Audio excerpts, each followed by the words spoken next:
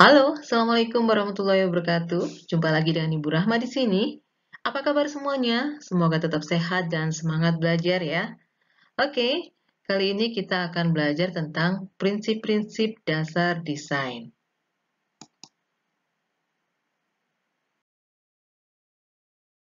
Setelah mempelajari materi ini, diharapkan kalian dapat memahami prinsip-prinsip dasar desain grafis dan dapat menerapkannya dalam karya desain kalian.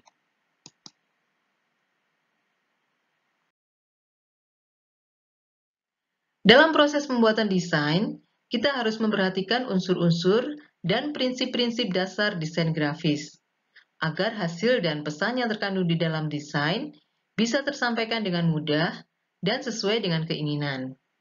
Walaupun tidak bersifat mutlak, tetapi sebuah karya seni harus layak disebut sebagai karya yang baik.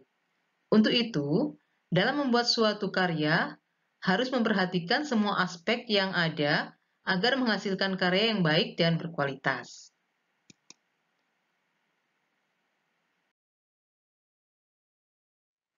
Secara umum, ada 5 prinsip dasar desain. Di antaranya adalah keseimbangan atau balance, proporsi atau proportion, penekanan atau emphasis, irama atau rhythm, dan juga kesatuan atau unity. Dari kelima prinsip tersebut, semuanya saling melengkapi satu sama lain dan dapat digunakan sebagai patokan untuk membuat suatu karya agar menghasilkan karya yang lebih berkualitas dan juga baik. Keseimbangan atau balance dalam desain grafis merupakan pembagian sama berat baik secara visual maupun secara optis. Balance dibutuhkan untuk menciptakan desain yang komunikatif dan memiliki estetika yang baik.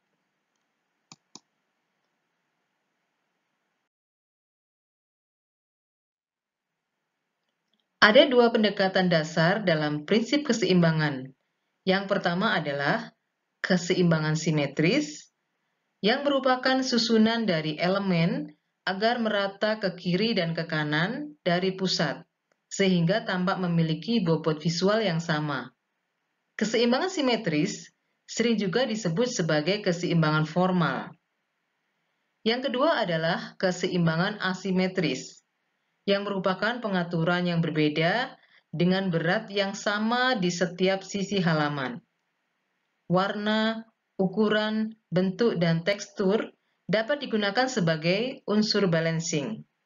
Keseimbangan asimetris sering juga disebut dengan keseimbangan informal.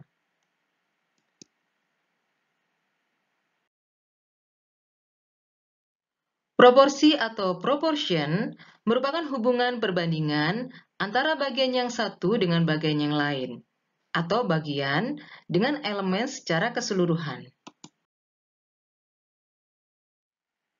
Proporsi yang tidak tepat akan membuat sebuah desain menjadi tidak enak dipandang. Semua unsur yang terdapat pada sebuah karya desain harus ditata proporsi setiap unsurnya dengan sedemikian rupa, mulai dari garis, bidang, bentuk, warna, dan seterusnya. Dalam desain grafis, semua unsur berperan menentukan proporsi.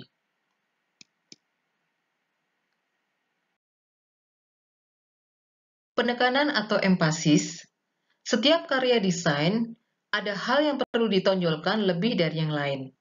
Tujuan utama dari penekanan ini adalah untuk menarik perhatian, sehingga dapat mengarahkan pandangan khalayak dan apa yang mau disampaikan dapat ditangkap dengan baik.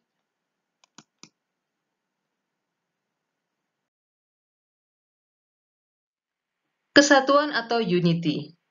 Unity adalah ukuran seberapa baik setiap elemen dari sebuah desain bekerjasama dalam menciptakan keselarasan atau keserasian. Prinsip unity dapat membantu semua elemen bersatu padu dan menghasilkan tema yang kuat, serta menciptakan sebuah hubungan yang saling mengikat.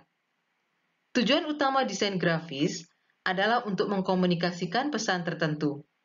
Apabila desain yang Anda buat tidak memiliki kesatuan yang kuat, maka komunikasi dapat terhambat. Seindah apapun desain Anda, jika tidak ada prinsip unity yang menyatukan mereka, maka desain pada akhirnya akan gagal dalam tujuannya. Prinsip unity mengikat setiap elemen yang ada dalam desain sehingga desain memiliki fokus yang jelas.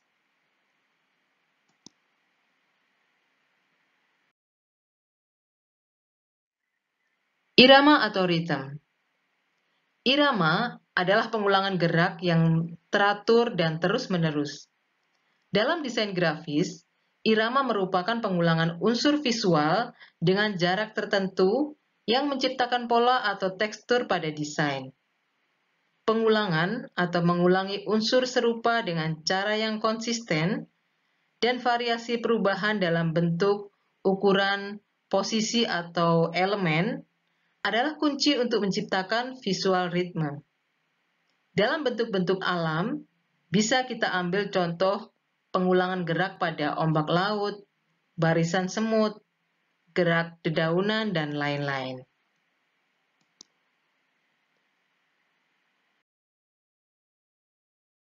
Oke, itu tadi sedikit pemaparan tentang prinsip-prinsip dasar desain.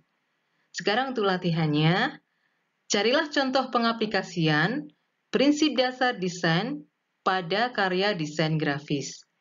Jadi nanti tugasnya kalian mencari 5 contoh karya desain, kemudian masukkan di tabel ini ya, seperti ini. Dia termasuk jenis karya desain apa. Lalu pada contoh ini tampilkan karya desainnya, dan pada prinsip desain ini sebutkan prinsip desain apa yang ada di dalam karya desain tersebut. Oke?